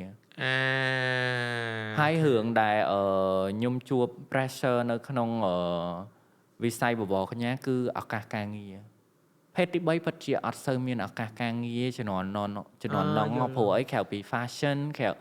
រៅពីនេះគេត្រូវការ content ក៏ប្លែកអញ្ចឹងយើងអាចទៅខាងហ្នឹងបានអញ្ចឹងទៅហើយឱកាសការងារខ្ញុំក៏តិចខ្ញុំមានថតផលិតផលច្រើនគួរសមវាមិនច្រើនណាស់ណាគ្រាន់តែខ្ញុំគិតថា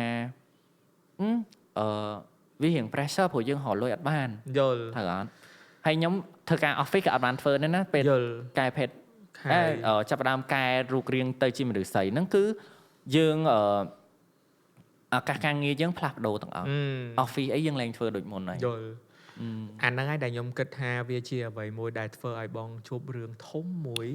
មិនមែនថាធំជាខ្ញុំដឹងមិនមែនធំតែអ្នកជុំវិញខ្លួនរបស់ដឹងប៉ុន្តែមនុស្សជាច្រើនអ្នកដែលគាត់ឃើញរឿងធំមួយដែលបានកើតឡើងសម្រាប់បងតើនៅពេលហ្នឹងអ្វីទៅដែលជំរុញឬក៏ធ្វើឲ្យបងធ្លាក់ដល់កម្រិតហ្នឹងសម្រាប់បងជួបរឿងច្រើនតាំងពីបវរកញ្ញាហ្នឹងមកបងធ្លាប់មានស្នេហាមួយដែលស្រឡាញ់គ្នាខ្លាំងរយៈពេល5ឆ្នាំស្រឡាញ់តាំងពីបងនៅផុសតែរៀងអំពើហិង្សាបន្តិចណាជីវិតស្នេហាបែបមានពេលខ្លះសប្បាយពេលខ្លះជូរចត់ជិះម៉ូតូមួយពីរនាក់ញ៉ាំត្រីងៀតក៏ញ៉ាំអីក៏ញ៉ាំដែលឮគេនិយាយថាឲ្យតែនៅជាមួយបងមានបបរញ៉ាំបបរមានបាយញ៉ាំបាយហ្នឹងគឺបែបហ្នឹងគឺសប្បាយរីករាយលាយលាក់អារម្មណ៍ជាមួយនឹងការយើងជួបអីចឹងទៅតែគាត់បានបង្រៀនឲ្យបងធ្វើជាមនុស្សរឹងមាំច្រើនណាព្រោះបងស្គាល់ខ្លួនឯងថាយើងគួរតែបញ្ចប់ស្នេហាហ្នឹងបន្តដំណើរអ្វីមួយផ្សេងដើម្បីជីវិតខ្លួនឯងអញ្ចឹងក៏បងសម្រេចចិត្តទៅនៅបស័យអនុរក្សាផ្លូវចិត្តខ្លួនឯងពេលហ្នឹងបង depression បាត់ហើយបងស្រក់នៅសល់តែ46គីឡូឯងអញ្ចឹងមានន័យថាអារឿងហ្នឹងវាសំតិចសម្រាប់បងឯងតិចបន្ទាប់ពីការប្រកួតបវរកញ្ញាហើយហ្នឹងបងទទួលបានជ័យលាភីជា Miss Universe Trend 2021 2022តែបងអត់បានទៅប្រកួតនៅស្រុកក្រៅទេព្រោះដោយការប្រកួតហ្នឹងការនៅឥណ្ឌាគឺផ្ទុះ COVID ខ្លាំងស្លាប់មនុស្សច្រើនហើយការប្រកួតហ្នឹងគឺប្រកួតនៅឥណ្ឌាហើយវាធ្វើឲ្យប៉ះពាល់ដល់ការប្រកួតរបស់បងក៏អត់បានទៅប្រកួតអញ្ចឹងហើយក៏បងមានការបាក់ទឹកចិត្តតិចតួចដែរអញ្ចឹងអាហ្នឹងមកតង់ទៀតហើយក្រោយមកបែកបាក់ស្នេហាការប្រកួតក៏អត់បានប្រកួតក៏បញ្ហាហិរញ្ញវត្ថុចាប់ផ្ដើមម្ដាយឪពុកក៏អញ្ចឹងបងក៏ចាប់ផ្ដើមទៅនៅកំពង់សោម6ខែរក្សាផ្លូវចិត្តខ្លួនឯងធ្វើការតិចតួចតាមអារម្មណ៍រស់នៅជីវិតជាមួយនឹងខ្យល់សមុទ្រប្រចាំថ្ងៃងើបពីផឹកព្រលឹមទៅមើលថ្ងៃរះអីចឹងណាយល់បងវាពិតជារក្សា mental health យើងបានច្រើនមែនតើហើយបងតែងតែលើកទឹកចិត្តទៅមនុស្សគ្រប់គ្នាដើម្បីឲ្យរស់ដើម្បីខ្លួនឯងមិនបាច់រស់ដើម្បីនរណាគេរស់ដើម្បីខ្លួនឯងរស់ដើម្បីក្តីសម័យខ្លួនឯងមនុស្សត្រូវតែមានក្តីសម័យត្រូវតែធំទោះមិនបានធ្វើវាធំប៉ុណ្ណាក៏ដោយយើងត្រូវតែស៊ូដើម្បីក្តីសម័យរបស់ខ្លួនឯងហើយបងស៊ូរហូតដល់បងរៀងចិត្តជាពី depression នឹងតិចតួចបងនៅលេបថ្នាំអីចឹងទៅក៏បងទៅត្រឡប់មកវិញធ្វើការងារជាមួយនឹងការងារសិល្បៈហ្នឹងយល់ជា fashion model របស់ភ្នំពេញ designer វាជាប់គ្នា spectrum អីចឹងទៅគឺ fashion ធំនៅស្រុកខ្មែរយើងគឺគេយកបងដូចគ្នាស្រាប់ដើរអញ្ចឹងទៅក្រោយមកបងមានមិត្តភក្តិល្អជុំគ្នាមួយសិតតែ story exciting ដូចគ្នាហើយនៅផ្ទះជាមួយគ្នាសុំទៅបង story exciting គេScorpio yeah that's right I know you is a Scorpio Scorpio ហើយ Scorpio ដូចគ្នាទាំងអស់នៅផ្ទះជុំគ្នាហើយសប្បាយការងារក៏សប្បាយរលុយក៏បានច្រើនហើយរីករាយហើយជំនាន់ហ្នឹងធ្វើការបដើដើរលេងដល់រងថ្ងៃបដើរលេងដើម្បីប្រឡប់ផ្លូវចិត្តខ្លួនឯងពេលហ្នឹងខូចចិត្តមែនខូចចិត្តមួយស្នេហាខ្លួនឯងដែលស្រឡាញ់ដែលគេអត់ជឿជាក់លើខ្លួនឯងគាត់តែប៉ុណ្្នឹងហើយបើសិនរាប់ថាការខូចចិត្តមែន គឺវាច្រើនពេកវាច្រើនដោយសារតែជំនាន់ហ្នឹងគឺសង្សារចាស់វាយដែរគេវាយយើងដល់ពេលអញ្ចឹងទៅវាវាយបងទៅបងហើបធ្នេវះកាត់ប្រហែលជាប៉ុណ្ណេះតែបងអត់ប្រាប់ណាគេថាវាជារឿងពាក់ព័ន្ធជាមួយនឹងការវាយទៅវាទៅវាហើបធ្នេយើងទៅតវះកាត់អីចឹងគេបងធ្នេវះកាត់ធំហើបឡងប្រព័ន្ធវាដៃហើយឡើងចិត្តឃើញស៊ីលីកូនហើយឡើងសូសែតតែគាត់ថាអត់អីទេពេលហ្នឹងយើងលេបថ្នាំសាសចាក់ថ្នាំសាសទៅវាជាមកវិញអីចឹងទៅតែពេលហ្នឹងក៏ភ័យដែរព្រោះវាជាការវះកាត់ធំដំបូងសម្រាប់ខ្លួនឯងហើយបន្ទាប់ពីហ្នឹងមកអាកាសការងារយើងចាប់ផ្ដើមល្អមកវិញយើងចាប់ផ្ដើមធ្វើការរាល់ថ្ងៃមានការងារមានលក់អវ៉ាន់ខ្លះតិចតួចហ្នឹងហើយ business ចឹងទៅវាធ្វើឲ្យផ្លូវចិត្តយើងល្អឡើងមកវិញហើយបន្ទាប់មកខ្ញុំក៏ស្វែងចិត្តថាឈប់នៅភ្នំពេញវាយចង់ទៅនៅខេត្តណាមួយថ្មីក្រៅពីកំពង់សោមហើយភ្នំពេញហ្នឹងតើយើងគឺទៅនៅណាខ្ញុំក៏នឹកឃើញថាខ្ញុំចង់ទៅនៅប៉ោយប៉ែតហើយសម្រាប់ចិត្តថាទៅនៅប៉ោយប៉ែតហ្នឹងគឺជាការព្យាបាលជីវិតស្នេហាមួយដែលយើងរស់នៅបែបថ្មីយល់ព្រោះដោយសារកន្លែងហ្នឹងខ្ញុំអត់ធ្លាប់នៅពីមុនមកមិនមែនអត់ធ្លាប់នៅទេខ្ញុំធ្លាប់នៅការយាយគាត់នៅរស់ដល់ពេលអញ្ចឹងទៅយាយគាត់ខូចបាត់ទៅក៏ខ្ញុំចង់សាកទៅនៅនឹងព្រោះដោយសារដីម៉ាគាត់នៅនឹងគេបញ្ចុះនៅនឹងផងអញ្ចឹងយើងក៏ស្រែកទៅនៅនឹងធ្វើការងារថ្មីការងារជួបជាមួយនឹងបរទេសច្រើនជួបជាមួយនឹងជនជាតិផ្សេងវាធ្វើឲ្យការនិយាយស្ដីយើងចាប់ផ្ដើមល្អមកវិញសុខភាពផ្លូវចិត្តក៏ល្អមកវិញតែនៅមានខូចចិត្តតិចតួចនៅមានសែតពេលខ្លះយើងឆ្ងល់ខ្លួនឯងចេះហេតុអីយើងមកស្អាតចឹងដែររូបរាងប៉ុណ្ណឹងដែរតែអត់មានស្នេហាដូចគេចឹងកំសត់មែ5ឆ្នាំខ្ញុំរក្សាខ្លួនឯង5ឆ្នាំអត់ឲ្យមានស្នេហាទេអញ្ចឹងចិត្ត5ឆ្នាំអត់មានស្នេហាអញ្ចឹងស្នេហាមួយយើងរំបានណោះតែខ្ញុំហ៊ាននិយាយស្នេហាជាថ្នាំពឹសជាស្នេហាគឺជាការលើកទឹកចិត្តហើយក៏ជាថ្នាំពុលដែលលេបឲ្យពុលមួយជីវិតដែរ Oh my god ពេលខ្លះយើងស្រឡាញ់ខ្លួនឯងស្រឡាញ់គេតែយើងកុំភ្លេចស្រឡាញ់ខ្លួនឯងពេលខ្លះខ្ញុំទៅនៅនោះហ្មងតែមានការងារល្អប្រាក់ខែច្រើនឱកាសការងារល្អទៅខ្ញុំមានស្នេហាមួយអញ្ចឹងណាស្នេហាមួយទៀតស្នេហាបន្ទាប់ពីបែកមួយបងបែកនោះគាត់75ឆ្នាំមកគឺខ្ញុំមានស្នេហាមួយទៀតគឺគាត់គឺជាថ្នាំដែលលើកទឹកចិត្តខ្ញុំហ្មងណាគឺជំរុញឲ្យខ្ញុំធ្វើការរាល់ថ្ងៃគឺធ្វើឲ្យខ្ញុំមាន motivation ងើបមកយើងដឹងថាត្រូវធ្វើអីហ្មងណាថ្ងៃបងជឿហ៎ខ្ញុំរាប់ថាអ្នកនៅ office ខ្ញុំគេប្រាប់ថាអូយនៅណោះខ្ញុំមានឈ្មោះ nickname ខ្ញុំមួយទៀតព្រោះដោយសារតែខ្ញុំអត់ប្រើឈ្មោះ Ruby ទេខ្ញុំប្រើឈ្មោះ Chi អូខេបង Chi អញលុយណាសង្សារមកអញទិញ Starbucks ឲ្យផឹករាល់ថ្ងៃខ្ញុំពិតជាមានក្តីសុខក្នុងការទទួលបានការមើលថែពីគាត់មែនតើក្នុងកំឡុងពេលហ្នឹងគឺខ្ញុំសប្បាយចិត្តយល់សប្បាយចិត្តទាំងដែលការស្រឡាញ់វាមិនមែនកើតឡើងមកពីរូបរាងទេអញ្ចឹងរូបរាងគាត់បែបម៉េចខ្ញុំអត់ខ្វល់ខ្ញុំស្រឡាញ់គាត់ខ្ញុំស្រឡាញ់ចរិតរបស់គាត់អីចឹងទៅក្មេងៗនៅ office ថាបងឈីសំណាងមានគេទិញអីឲ្យញ៉ាំរាល់ថ្ងៃ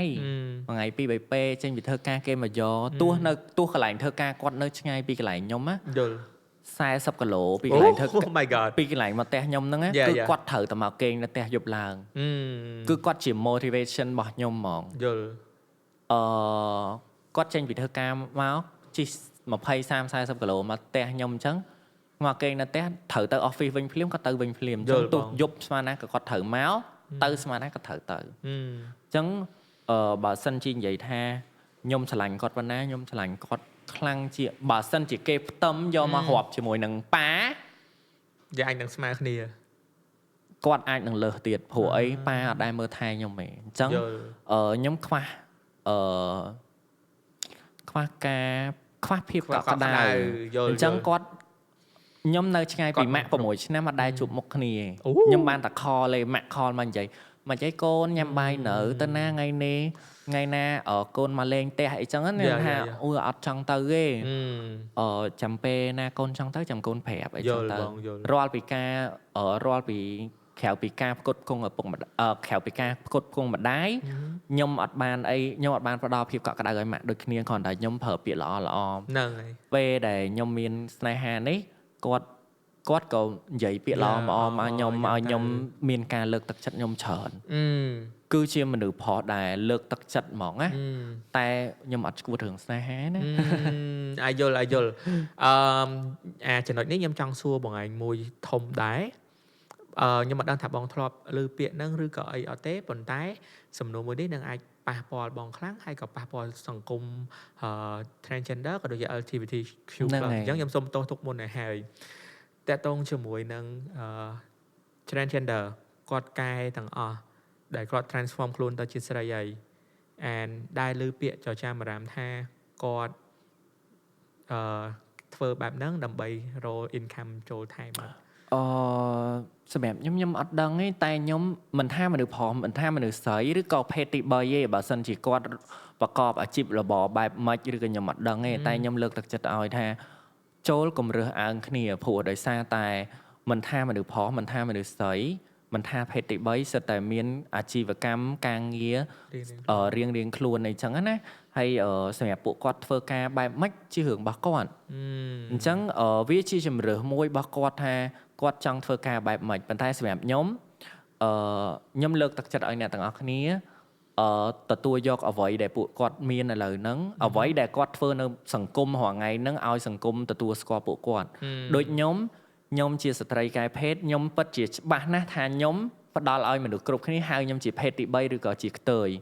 ខ្ញុំសប្បាយចិត្តនឹងទទួលយកហើយអ្វីដែលខ្ញុំអត់ចង់បានគឺការរើសអើងគ្នាឬក៏ការរើសអើងនៅកន្លែងការងារពួកគាត់ពិតជាមនុស្ស creative ពួកគាត់គឺជាមនុស្សពូកែខ្ញុំហ៊ាននិយាយថាពហុជំនាញពួកអ្នកទាំងអស់គ្នាមើលឃើញហើយថាខ្ញុំធ្លាប់ធ្វើជា fashion creator ខ្ញុំធ្លាប់ធ្វើជា content creator influencer KOL manager artist art director connector ខ្ញុំធ្វើសឹងតែអស់ការងារនៅក្នុងមួយជីវិតខ្ញុំធ្វើចង់អស់ឲ្យលាងចានបោកអ៊ុតអីហ្នឹងខ្ញុំធ្លាប់ធ្វើអស់ហើយដល់ពេលអញ្ចឹងទៅវាទៅជារឿងធម្មតាឱកាសការងារខ្ញុំធ្វើបានទាំងអស់អញ្ចឹងអ្វីដែលពួកគាត់ធ្វើគឺសិតតែរឿងល្អអញ្ចឹងអីដែលគាត់ធ្វើល្អយើងសរសើរទៅគាត់ល្អគាត់ល្អវាទៅក្នុងសង្គមមួយនេះឬក៏ក្នុងពិភពលោកមួយនេះnobody perfect nobody ដែលអាចនឹងថាអូខ្ញុំអាចធ្វើនេះបានខ្ញុំអាចធ្វើនោះបានមនុស្សម្នាក់មិនអាចធ្វើគ្រប់10បានទេប៉ុន្តែគាត់មានចំណុចខ្លាំងរៀងខ្លួនដែលអាចឈោងនឹងធ្វើផ្លូវរបស់គាត់នឹងទ្រុសត្រាយផ្លូវរបស់គាត់ឲ្យដើរទៅមុខសំខាន់បំផុតហ្នឹងគឺគាត់សប្បាយក្នុងការរស់នៅជាមួយនឹងខ្លួនឯងគាត់រស់ខ្លួនជាខ្លួនឯងមិនថាគាត់ជាប្រុសមិនថាគាត់ជាស្រីមិនថាគាត់ជាភេទទី3មិនថាគាត់ជា transgender នៅក្នុងសង្គម LGBTQ+ គឺគាត់ពិតជាមានចំណុចខ្លាំងក៏ដូចជាអ្វីដែលតាក់ទាញសម្រាប់ខ្លួនឯងនីមួយៗមែនទែនតែបើសិនជាប្រាប់ខ្ញុំណាខ្ញុំជឿជាក់ថាមានមនុស្សប្រុសតែមួយចំនួនទេដែលរើសអើងភេទទី3ហើយមនុស្សស្រីមួយចំនួនក៏គាត់រើសអើងភេទទី3ដែរតែអ្វីដែលសំខាន់ខ្ញុំចង់ផ្ដាំអ្នកទាំងអស់គ្នាថាគ្មានអីក្រៅពីយើងខ្លួនឯងកុំរើសអើងខ្លួនឯងភេទទី3រើសអើងភេទទី3គឺវាសំខាន់មែនតើកុំរើសអើងភេទគ្នាឯងអ្វីដែលយើងគួរតែទទួលបានអ្វីដែលយើងគួរតែផ្ដល់ឲ្យទៅ new generation គឺការលើកទឹកចិត្តឲ្យគ្នាឯងខ្ញុំជាមនុស្សម្នាក់ដែលលើកទឹកចិត្តឲ្យអ្នកដទៃអញ្ចឹងហើយខ្ញុំអត់សូវមានមនុស្សគួរគេស្អប់ខ្ញុំទេបើគេអត់ពេញចិត្តខ្ញុំនឹងពាក្យសម្ដីខ្ញុំតិចតួចព្រោះដោយសារខ្ញុំនិយាយរៀងស្ដីពេលខ្លះអត់សូវព្រោះតែប៉ុណ្ណឹងអូខេយល់បងអានេះខ្ញុំសុំទោសបើសិនជាវាប៉ះបងឯងខ្លាំងមកតង់ទៀតតកតងជាមួយនឹងបើរឿងរបស់បងវាពិតជា viral លើ social media មួយមែនទែនហើយរូបភាពរបស់បងពិតជាមានការយកមកចែករំលែកច្រើនមែនទែនប្រសិនបើថ្ងៃណាមួយរូបភាពនឹង remind មកបងម្ដងទៀតតើបងនឹងត្រៀមខ្លួនទទួលយកវាដោយបែបណាសម្រាប់បងជឿអត់ថាបងទទួលយកអ្វីដែលបងបានធ្វើហើយបងទទួលយកការពិតហើយអស់ហើយអញ្ចឹងដូចរូបភាពអស់ហ្នឹងអញ្ចឹងវាជារូបភាពមួយដែល អាសោចនៃជីវិតមែនតើបងពិតជាទទួលយកអត់បានពេលដំបូងព្រោះអីបងគឺជាមនុស្សដែលស្រឡាញ់ស្អាតស្រឡាញ់ស្អាតចូលចិត្តធ្វើខ្លួនចូលចិត្តឃើញអ្នកដតីស្អាតចូលចិត្តឃើញខ្លួនឯងស្អាតតែដល់ពេលឃើញខ្លួនឯងនៅក្នុងចំណុចមួយដែលសាហាវចំណុចមួយដែលអាចនិយាយថានៅលើស្លាប់ធ្លាក់ចុះក៏ស្លាប់អញ្ចឹងវាកាត់ឡើងមកលើបងអត់ដែលគិតថាអូរឿងនេះកាត់ឡើងមកលើយើងសោះអញ្ចឹងវាអាចកើតចេញពីរឿងជំងឺបាក់ទឹកចិត្តឬក៏ ADHD អញ្ចឹងអ្នកខ្លះគេអត់ទាន់ស្គាល់ថាជំងឺ ADHD ហ្នឹងជាជំងឺអីទេតើតាយើងធ្លាប់ទៅស្រុកក្រៅឬក៏យើងធ្លាប់ទៅអីពិនិត្យសុខភាពឬក៏ scan ហើយបានវាប្រាប់ថានេះហើយគឺជាជំងឺ ADHD យើងត្រូវប្រើប្រាស់ថ្នាំយើងត្រូវ follow តាមពេទ្យយើងត្រូវនេះអីចឹងណាសម្រាប់បងឥឡូវនេះគឺបង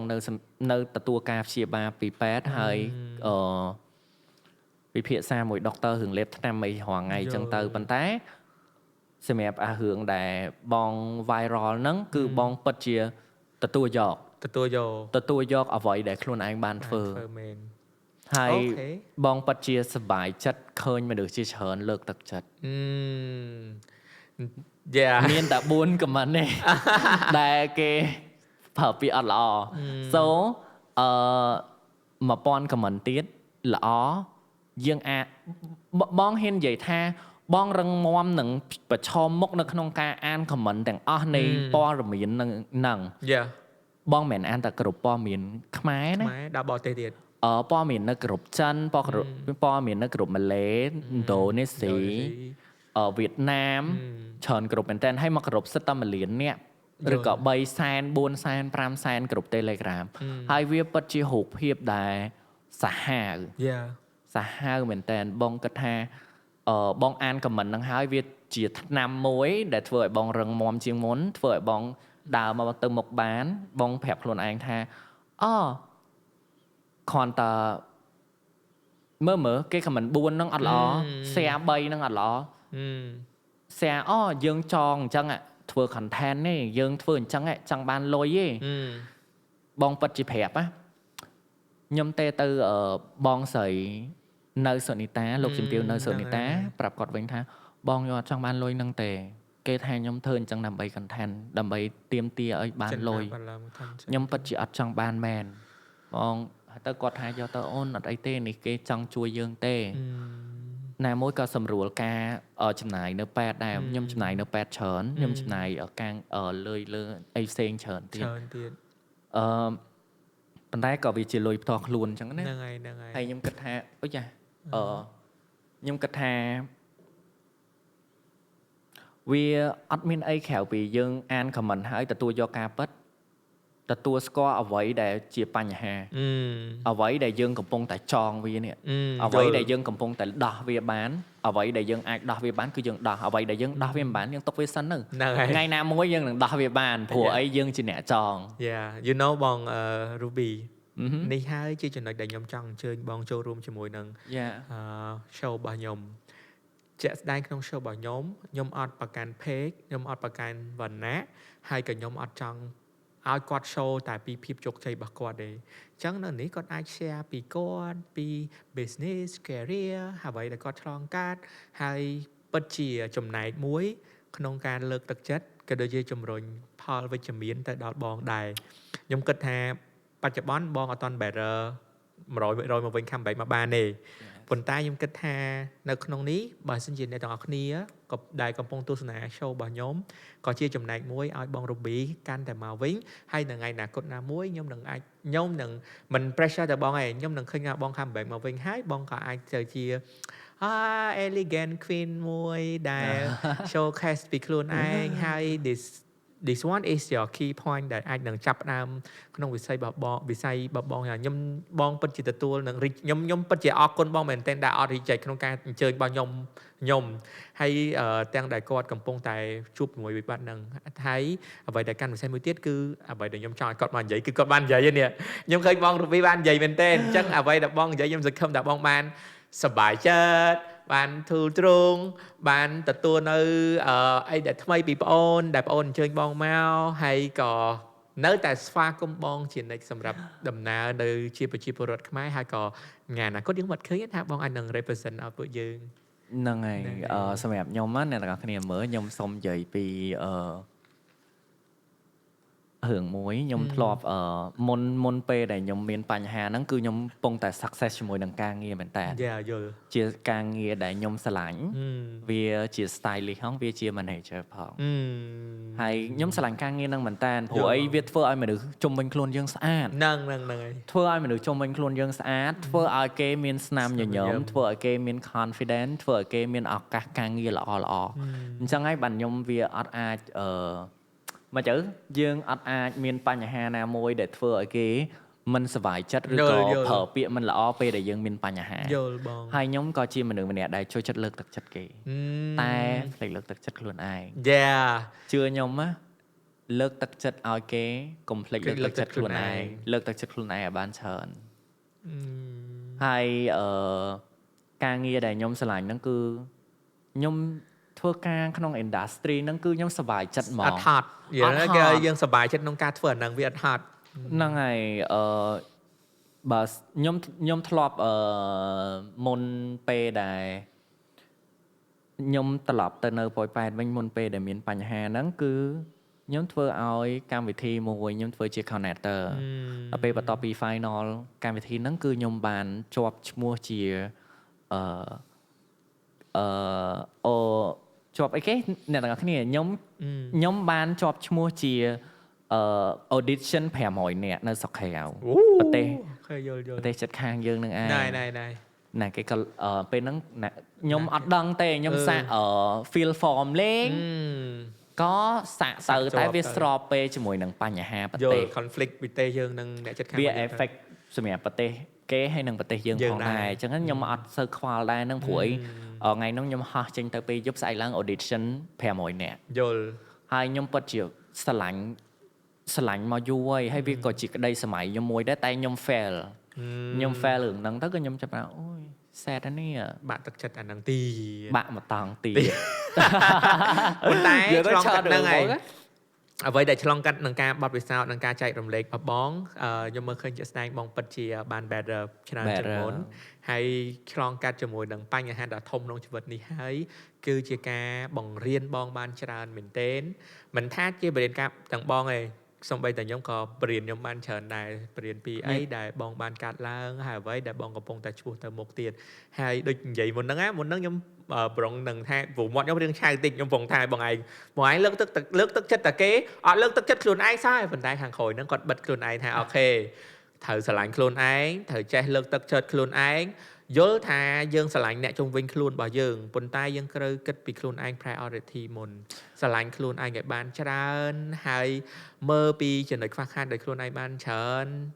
ធ្វើអីដែលខ្លួនឯងកំពុងសប្បាយចិត្តដូចនេះចង់ឲ្យបងសប្បាយចិត្តអញ្ជើញបងមកនិយាយសប្បាយចិត្តបងមានស្នាមរញើមកវិញអ្នកនរគ្នាខ្ញុំពិតជាសប្បាយចិត្តមែនទែនក្នុងចំណោមខ្ញុំ honestly ហ្មងខ្ញុំមិនដែលជួបបង Ruby នៅក្រៅទេ first time ដែលខ្ញុំជួបបង Ruby នៅក្រៅហើយខ្ញុំអញ្ជើញបង Ruby មកហើយនេះហើយគឺជាអីដែលខ្ញុំចង់ឃើញពីបងសម្រាប់ខ្ញុំthis is first cast សម្រាប់ខ្ញុំដូចគ្នាហើយបើសិនជានិយាយពីការងារថតចេះខ្ញុំអត់សូវមានច្រើនទេជំនាន់មុនព្រោះអីយើងថតអីយើងត្រូវថតខ្លួនឯងយើងត្រូវមានខ្លួនឯងកាមេរ៉ាខ្លួនឯងធ្វើខ្លួនឯងអញ្ចឹងទៅហើយភាគច្រើនខ្ញុំកាន់តែ stylist អញ្ចឹងទៅខ្ញុំទៅស្រុកក្រៅច្រើន fashion week នៅវៀតណាមនិយាយទៅជំនាន់មុនគឺគេពិតជាឃើញខ្ញុំក្នុងរូបភាពមួយដ៏ស្រស់ស្អាតមុនពេលមានបញ្ហាហ្នឹងហើយរូបភាពដែលស្រស់ស្អាតរូបភាពដែលមើលមកជាមនុស្សរឹងមាំអត់អាចទៅកើតជំងឺបាក់ទឹកចិត្តទេខ្ញុំ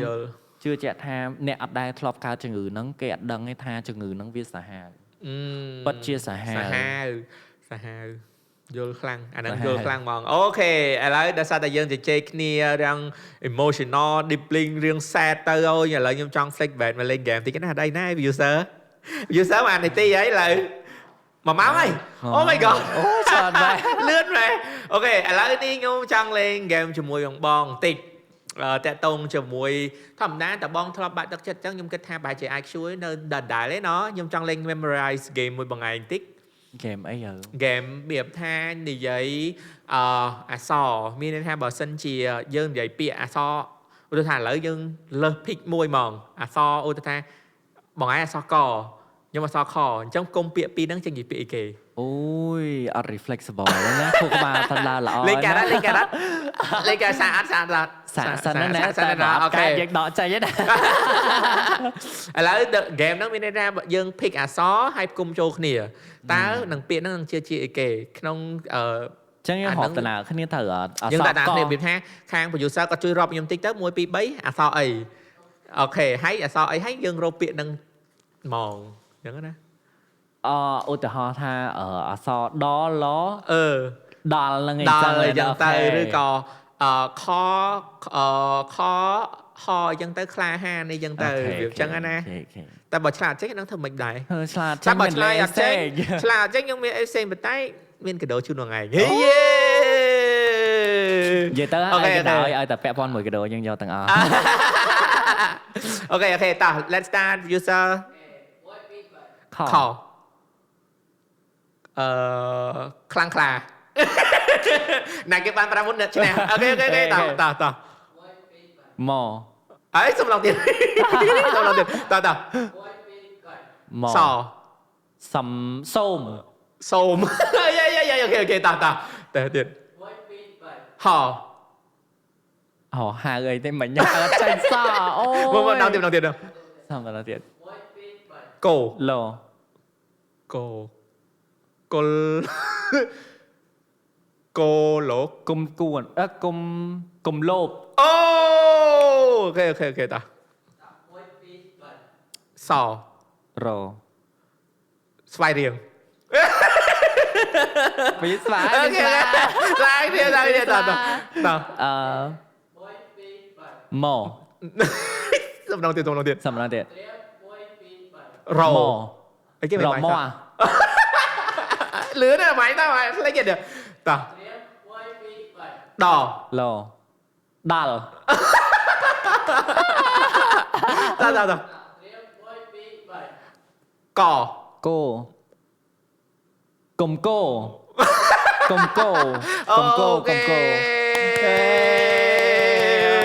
យេ សម្រាប់ស្រួលចោះឡើងគឺខួរក្បាលនៅល្អ អូអរគុណបងឯងណាឥឡូវនេះគឺយើងមានកាដូជូនបងឯងនេះ thank you so much បងនេះគឺមិនស្គាល់ អូខេឥឡូវនេះអានេះគឺខ្ញុំបានមកពីខាង mall របស់បាឡាំង mall អញ្ចឹងណាបងដែលគាត់give ឲ្យខ្ញុំហើយអត់ដឹងថាក្នុងមានអីគេខ្លះហើយប៉ុន្តែខ្ញុំសង្ឃឹមថាបងសប្បាយចិត្តក្នុងការទទួលយកកាដូរបស់ខ្ញុំអញ្ចឹងណាបង ដូចខ្ញុំនិយាយចឹងថាអីក៏ដោយឲ្យតែជាកាដូយើងទទួលទៅព្រោះអីវាសប្បាយចិត្ត ចាអូខេឥឡូវនេះ challenge game របស់យើងក៏បានដល់របៀបថាយើងបញ្ចប់ប៉ុន្តែយើងអត់ទាន់ចប់សូនណាសំណួរចុងក្រោយដែរចង់ឲ្យបងឯង share ដូច reflect ទៅការក្តោបទៅវិញតាក់ទងជាមួយនឹងការជជែករបស់យើងតែម្ដងហើយក៏ចង់សួរបងតាក់ទងជាមួយនឹងនេះដែរខ្ញុំចង់ឲ្យ what is your vote like your message share to the audience អ្នកថាបើសិនជាឥឡូវនេះបងឆ្លងកាត់ជាមួយនឹងរឿងធំដ៏ខ្លាំងមួយនេះហើយចង់ឲ្យបងមានជាសារ message ទៅដល់អ្នកជំនាន់ក្រោយដែលគាត់អត់តន់ជប់ជើងនឹងឯងកុំឲ្យគាត់ជួបអានឹង សម្រាប់ខ្ញុំបើសិនជាកើតជំងឺបាក់ទឹកចិត្តចូលទៅរកអ្វីដែលដោះស្រាយរឿងហ្នឹងឲ្យបានតាន់ពេលព្រោះដោយសារតែការផ្ទុកពីរឿងមួយទៅរឿងមួយវាធ្វើឲ្យយើង